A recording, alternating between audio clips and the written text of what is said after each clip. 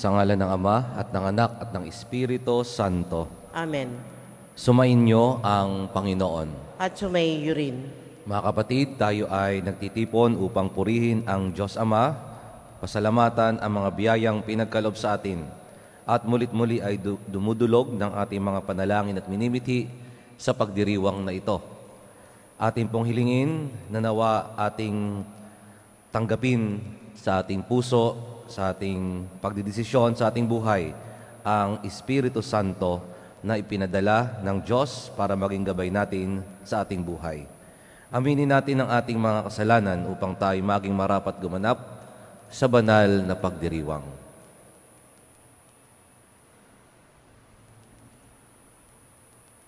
Inaamin ko sa makapangyarihang Diyos at sa inyo mga kapatid na lubha akong nagkasala sa isip, salita, sa gawa at sa aking pagkukulang.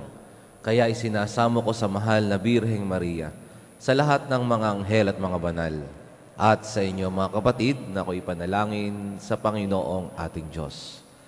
Kawaan tayo ng makapangyarihang Diyos, patawarin tayo sa ating mga kasalanan, at patnubayan tayo sa buhay na walang hanggan.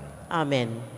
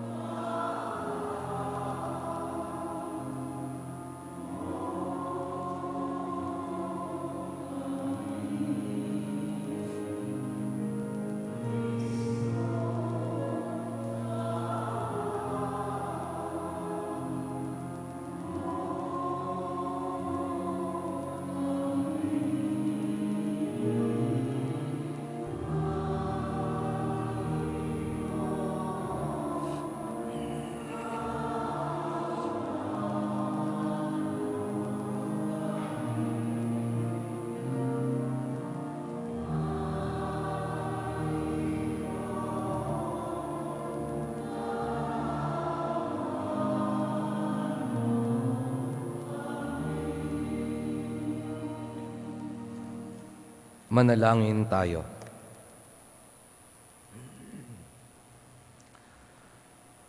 Ama naming makapangyarihan, pahintulutan mong kami maging dapat lumigaya kapag ang iyong anak ay nagpakita kasama ng mga banal sa piling niya. Pakundangan sa aming pagdiriwang na masaya sa pagkabuhay niyang aming ngayong sinasamba, sa pamamagitan niya kasama ng Espiritu Santo, magpasawalang hanggan. Amen. Ang lahat po ay magsiupo.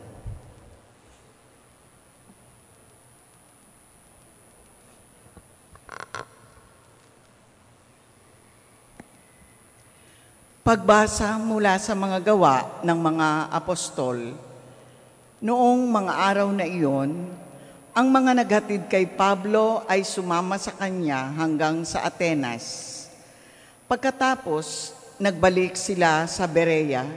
Taglay ang bili ni Pablo kina Silas at Timoteo na sumunod sa lalong madaling panahon.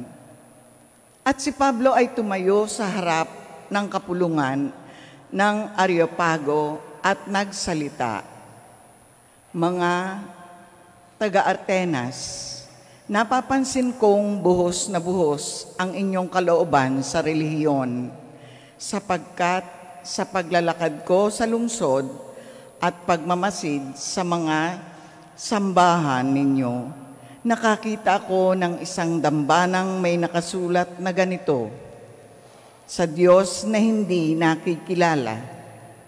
Ang inyong sinasamba, kahit hindi ninyo kilala, ang siya kong ipinahahayag sa inyo.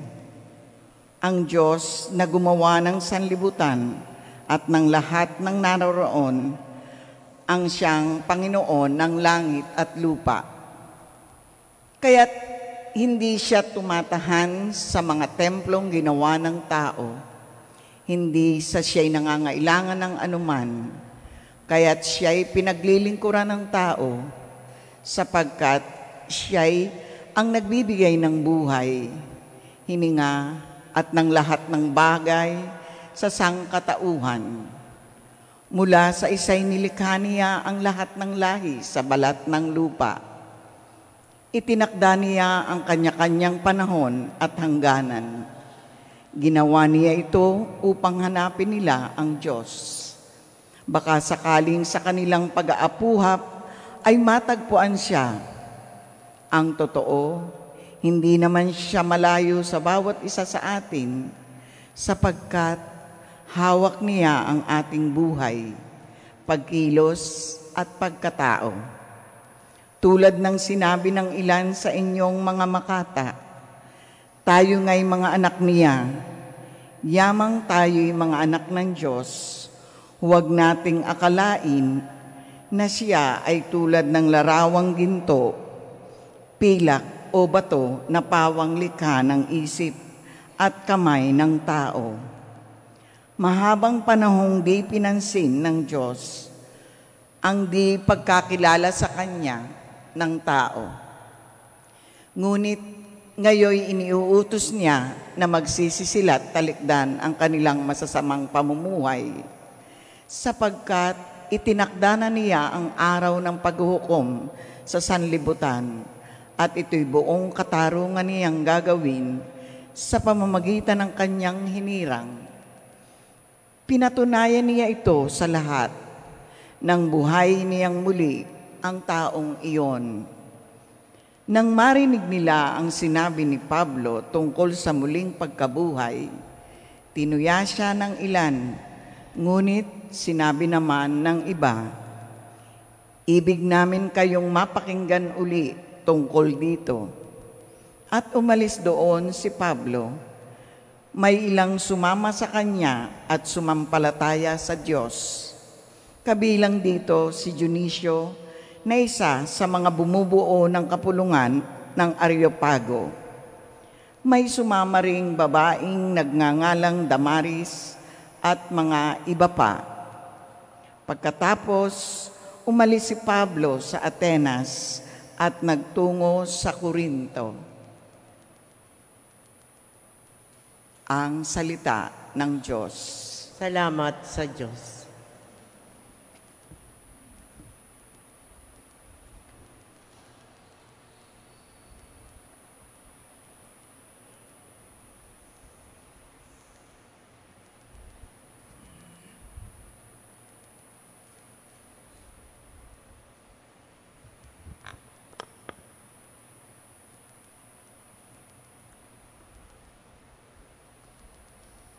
Ang kadakilaan ng Diyos sa lupa't langit ay lubos. Ang kadakilaan ng Diyos sa lupa't langit ay lubos.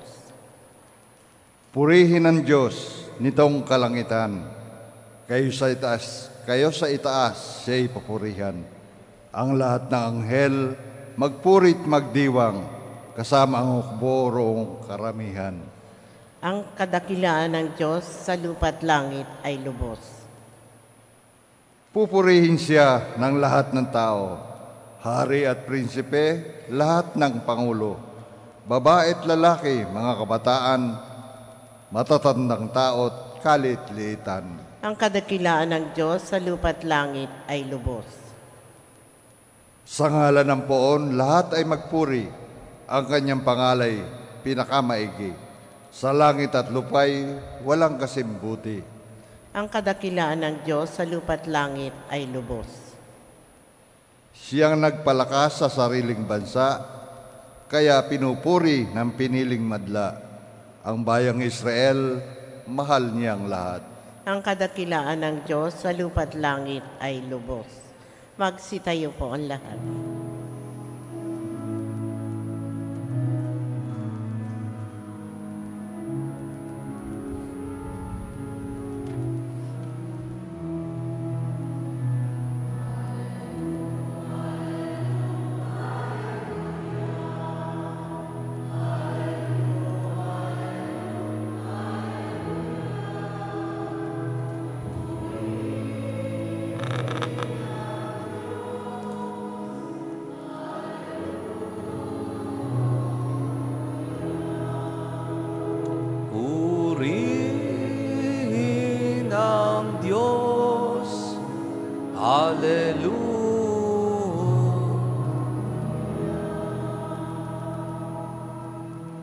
Sumainyo ang Panginoon. At sumaiyo rin. Ang mabuting balita ng Panginoon ayon kay San Juan. Papuri sa iyo, Panginoon. Noong panahong iyon, sinabi ni Jesus sa kanyang mga alagad, "Marami pa akong sasabihin sa inyo, ngunit hindi pa ninyo kayang unawain ngayon. Pagdating ng Espiritu ng katotohanan, tutulungan niya kayo upang maunawaan ninyo ang buong katotohanan. Sapagkat magsasalita siya hindi sa ganang kanyang sarili, sasabihin niya sa inyo ang kanyang narinig at ipapahayag ang mga bagay na darating. Pararangalan niya ako, sapagkat sa akin magmumula ang ipapahayag niya sa inyo. Ang lahat ng sa Ama ay sa akin, kaya ko sinabing sa akin magmumula ang ipapahayag niya sa inyo." Mga kapatid, ang mabuting balita ng Panginoon. Pinupuri ka namin, Panginoong Heso Kristo. Ang lahat po'y magsiupo. Magandang umaga po sa inyong lahat. Magandang umaga din po. Sa ating pong pagdiriwang ngayon, napakinggan natin sa ating Panginoon Kristo na isusugo niya ang Espiritu ng katotohanan. Darating sa ating buhay ang Espiritu ng katotohanan. Ito po ay tinanggap natin nung tayo ay bininyagan. Kung inyo pong babalikan, o kung kayo po ay makakaten pa ng sakramento na binyag, ay inyo pong mapapakinggan na sa paglukob, sa pagpapahid ng langis, ay lumulukob ang Espiritu Santo at nagiging tayong anak ng Diyos. Ito po ang unang pagtanggap natin ng presensya ng Espiritu Santo at ibinibigay sa atin ang mga biyayang ating kinakailangan. Sa kumpil po, napakinggan din natin nung tayo kinumpilan at maaring mapapakinggan ninyo sa pag-attend po ninyo sa sakramento ng kumpil, ay sinusugo sa atin ng Espiritu Santo, dulot ang napakaraming regalo. Gayun din, sa pagdiriwang ng misa, tayo nagdadasal sa Ama upang ang ating mga alay, ang tinapay at alak, ay maging katawan at dugo ng ating Panginoon Jesucristo.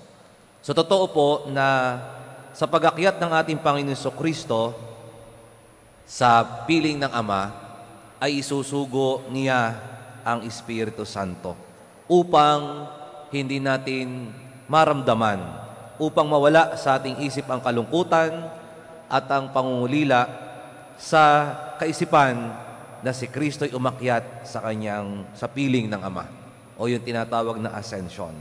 Totoo po na kapiling natin ang Diyos sa kapangyarihan ng Espiritu Santo. Kaya po ang tanong ay kung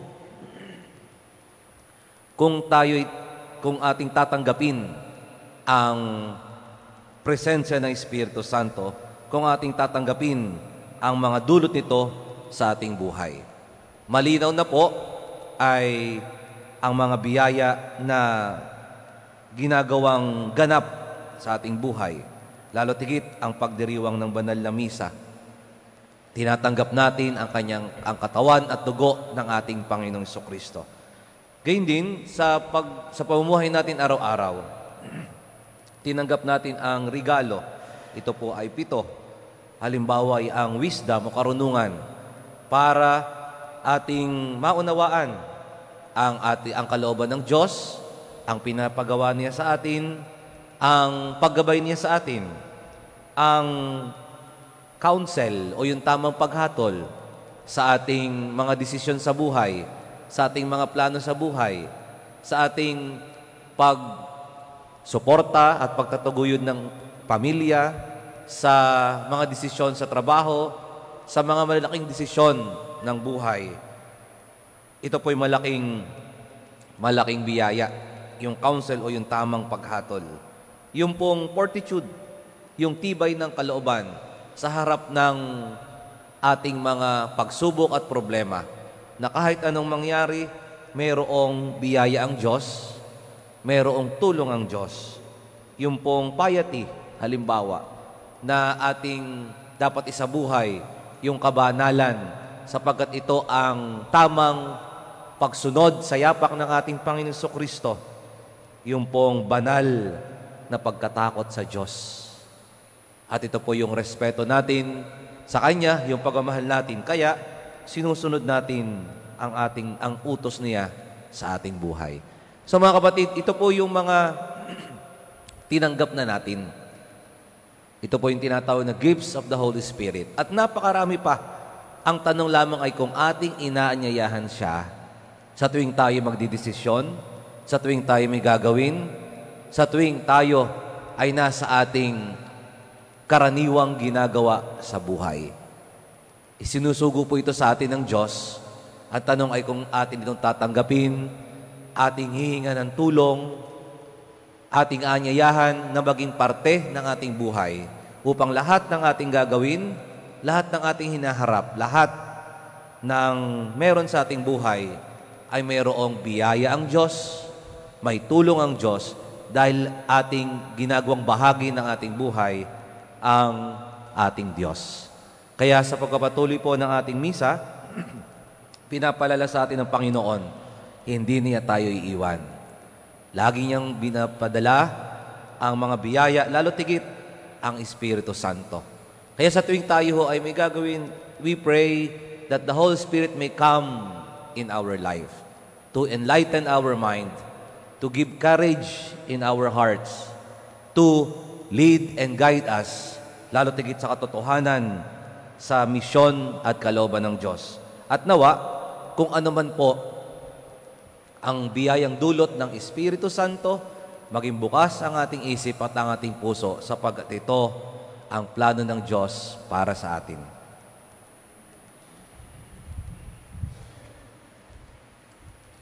Magsitayo po ang lahat. Hindi tayo iniwang ulila ng ating Amang nasa langit, bagkus ipinadala niya sa atin ang kanyang banal na Espiritu. Sambitin natin ang ating sama-samang panalangin sa kapangyarihan ng Espiritu ng katotohanan. Ang ating tugon, akayin nawa kami ng iyong Espiritu sa katotohanan, O Panginoon. Akayin nawa kami ng iyong Espiritu ng katotohanan, O Panginoon. Ang simbahan naway maging masigasig sa paghahatid ng mensahe ni Jesus sa lahat ng tao. Manalangin tayo sa Panginoon. Akayin nawa kami ng iyong Espiritu ng katotohanan, O Panginoon. Ang mga namamahala at may kapangyarihan naway maghatid ng kapayapaan at katarungan sa mga bansa. Manalangin tayo sa Panginoon. Akayin nawa kami ng iyong Espiritu ng katotohanan, O Panginoon. Ang mga hinahamak, mga itinatakwil o mga walang nagmamahal sa ating lipunan, naway makaranas sa kanilang buhay ng pangangalaga ng Diyos sa pamamagitan ng ating mabuting gawa. Manalangin tayo sa Panginoon. Akayin nawa kami ng iyong Espiritu ng katotohanan, O Panginoon. Ang mga may sakit at nagdurusa, naway makakita at makadama ng pagmamahal ng presensya ng Diyos. Manalangin tayo sa Panginoon. Akayin nawa kami ng iyong Espiritu ng katotohanan, O Panginoon. Ang mga namayapa, naway muling buhayin, alang-alang sa muling pagkabuhay ng Panginoon. Manalangin tayo sa Panginoon. Akayin nawa kami ng iyong Espiritu ng katotohanan, O Panginoon. Panginoon, loobin mong lalo pang ihayag sa amin ng banal na Espiritu ang mga katotohanang inihayag ni Jesus na nabubuhay na kasama mo ngayon at magpasawalang hanggan. Amen.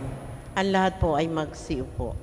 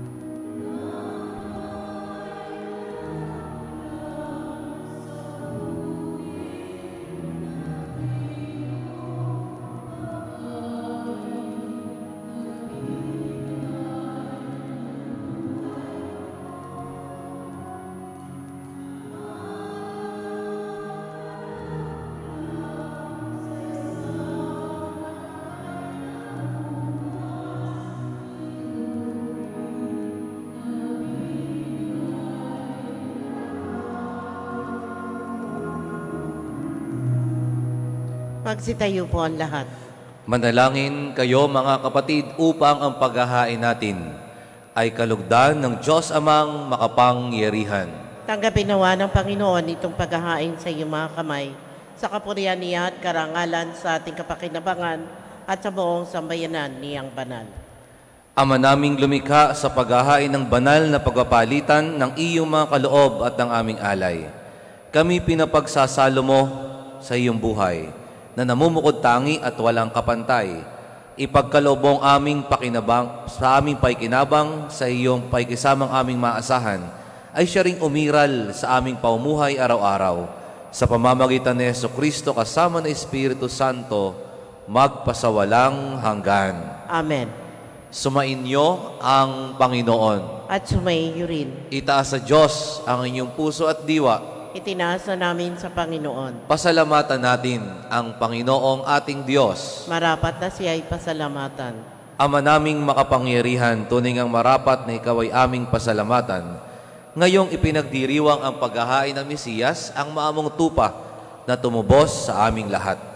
Sa paghahain ng sariling buhay at sa pagkabuhay ng anak mong mahal, nabuksang ganap ang iyong tahanan at kaming pinaghaharian mo'y naging kasambahay.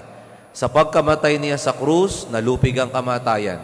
Sa kanyang pagkabuhay, naging buhay siya ng tanan. Kaya kaysa ng mga anghel na nagsisiawit ng papuri sa iyo nang walang humpay sa kalangitan, kami nagbubunyi sa iyong kadakilaan.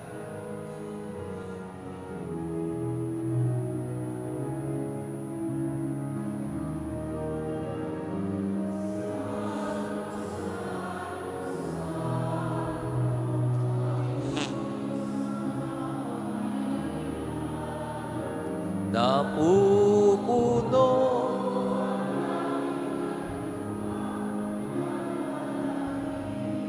mo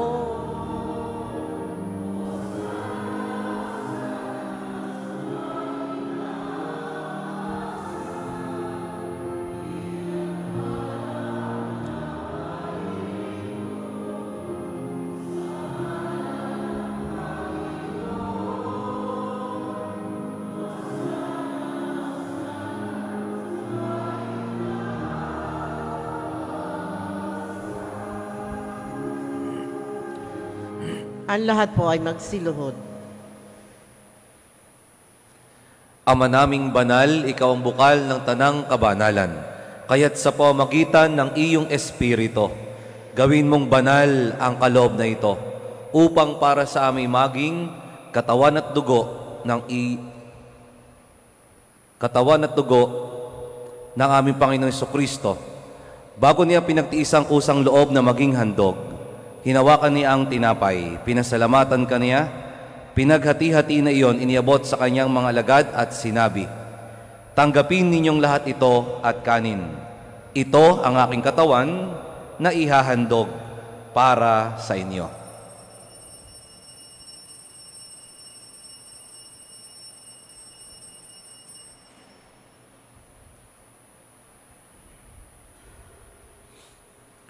Gayon din naman, nung matapos ang hapunan, hinawakan niya ang kalis, muli kanyang pinasalamatan.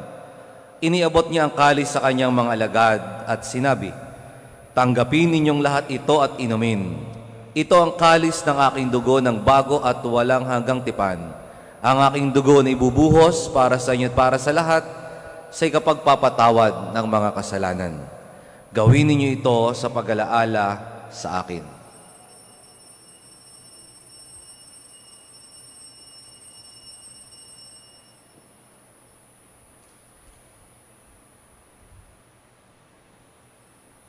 Ipagbunyi natin ang misteryo ng pananampalataya.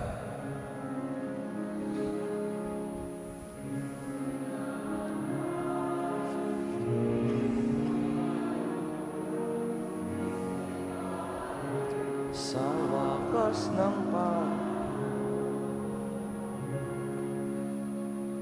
Ama, ginagawa namin ngayon ang pag-alaala sa pagkamatay at muling pagkabuhay ng iyong anak, kaya't iniaalay namin sa iyo ang tinapay na nagbibigay buhay at ang kalis na nagkakaloob ng kaligtasan.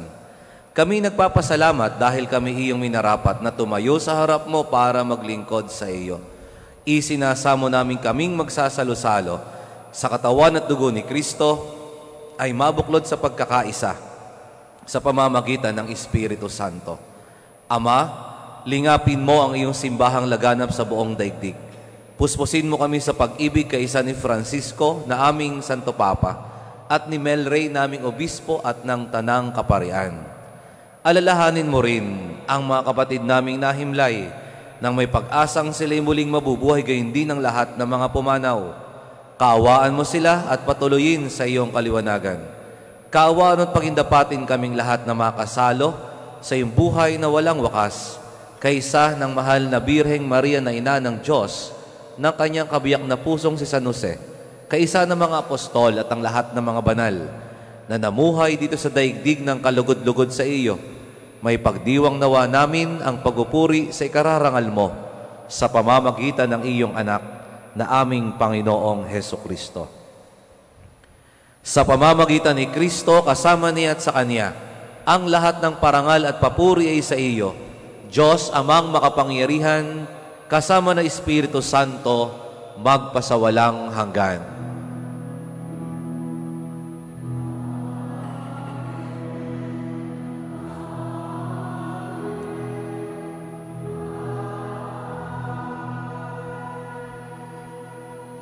Magsitayo po ang lahat. Sa tagubili ng mga nakagagaling na utos at turo ni Jesus na Panginoon natin at Diyos, ipahayag natin ng lakas loob.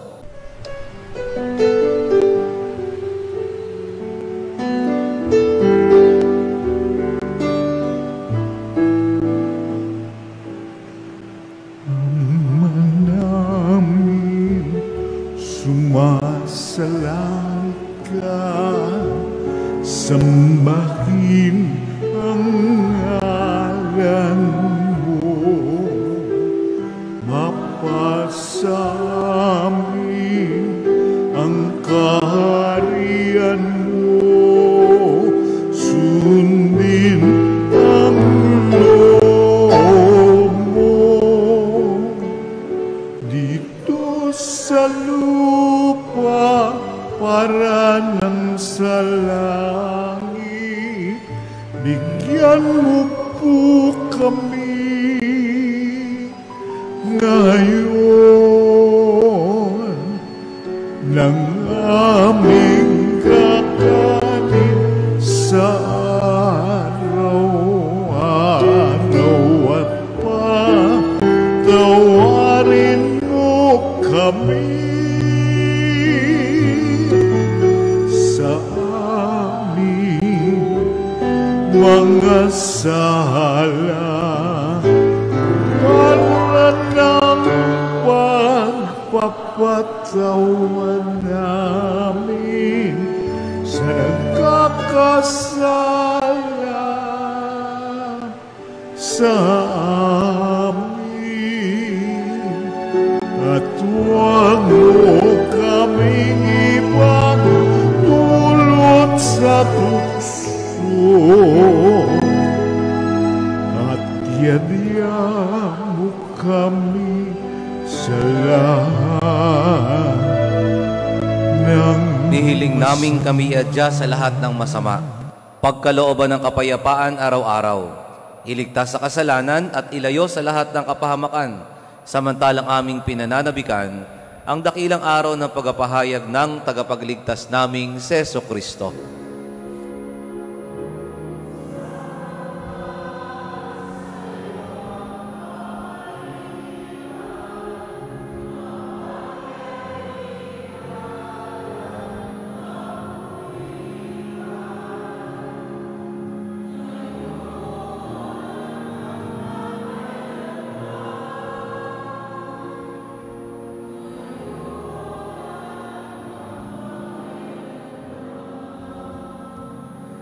Panginoong Jesucristo, sinabi mo sa iyong mga apostol, kapayapaan ang iniiwan ko sa inyo. Ang aking kapayapaan ang ibinibigay ko sa inyo. Tunghayan mo ang aming pananampalataya at huwag ang aming pagkakasala. Pagkalooban mo kami ng kapayapaan at pagkakaisa ayon sa iyong kalooban, kasama ng Espiritu Santo magpasawalang hanggan. Amen. Ang kapayapaan ng Panginoon ay laging sumainyo. at sumayo rin. Magbigayan kayo ng kapayapaan sa isa't isa.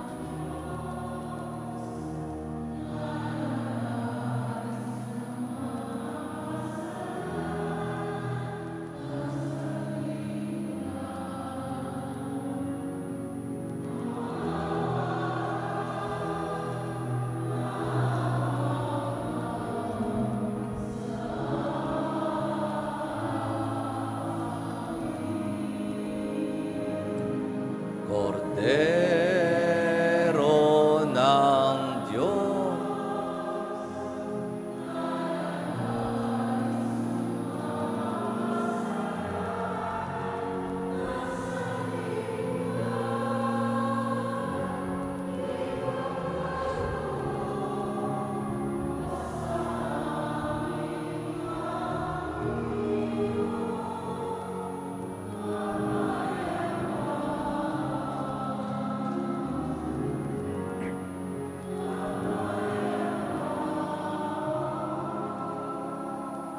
Ang lahat po ay magsiluhod.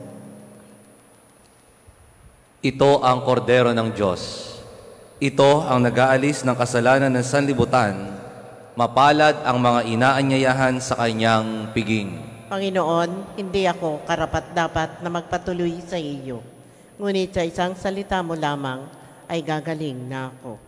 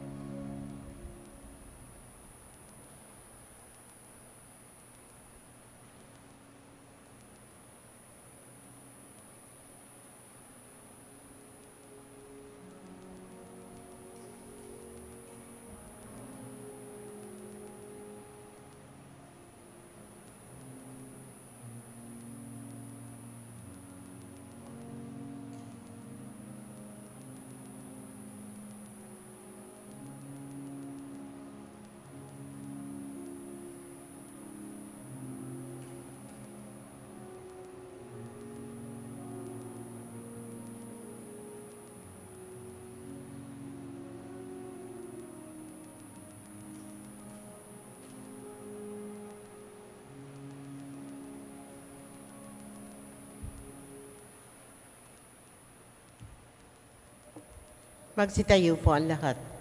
Manalangin tayo. Ama naming mapagmahal, manatili kang kapiling ng iyong sambayanan na ngayon pinapakinabang mo sa iyong sariling buhay at gawin mong kami pasulong na makahakbang mula sa dati naming pagkamakasalanan patungo sa pagbabago nagdudulot ng iyong kabutihan. Sa pamamagitan ni Jesucristo kasama ng Espiritu Santo magpasawalang hanggan. Amen. Yun ang kanilang kasal, pupunta sa ibang bansa at kukuha ng pagsusulit. Pumunta po dito sa unahan para po sa panalangin at pagbabasbas. At isusunod na rin po ang pagbabasbas ng mga religious articles.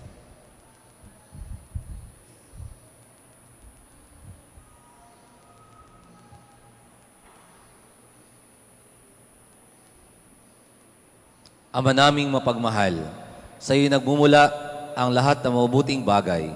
Hinihiling naming basbasan mo ang mga kapatid naming ito na nagdiriwang ng kanilang kaarawan, anibersary ng kasal, nakatakdang mga ibang bansa sa ilalim sa pagsusulit. Pagkalooban mo sila ng mas mahaba at makahulugang buhay, mabuting kalusugan, mapayapang kalooban, maliwadag na kaisipan, mga tapat na kaibigan, maayos na po at kaligtasan sa anumang kapahamakan. Hinihiling namin ito sa pamamagitan ni Kristo na aming Panginoon. Amen. Naway gawaran ng Diyos ang pagpapala mga kasangkapan sa panalangin upang mga ito'y maging gabay sa pagtahak sa kabanalan at paghahangad ng buhay sa kalangitan sa pamamagitan ni Kristo kasama ng Espiritu Santo magpasawalang hanggan. Amen.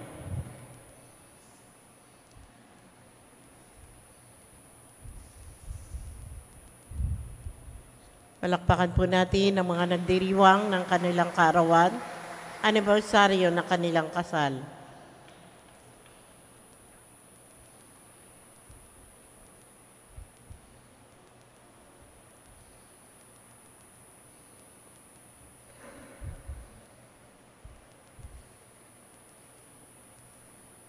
Magsitayo na po ang lahat. Sumainyo ang Panginoon At sumaiyo rin. at pagpalain kayo ng makapangyarihang Diyos, Ama at Anak at Espiritu Santo. Amen. Tapos ng ating pagdiriwang, humayo kayong taglay ang pag-ibig ni Kristo. Salamat sa Diyos.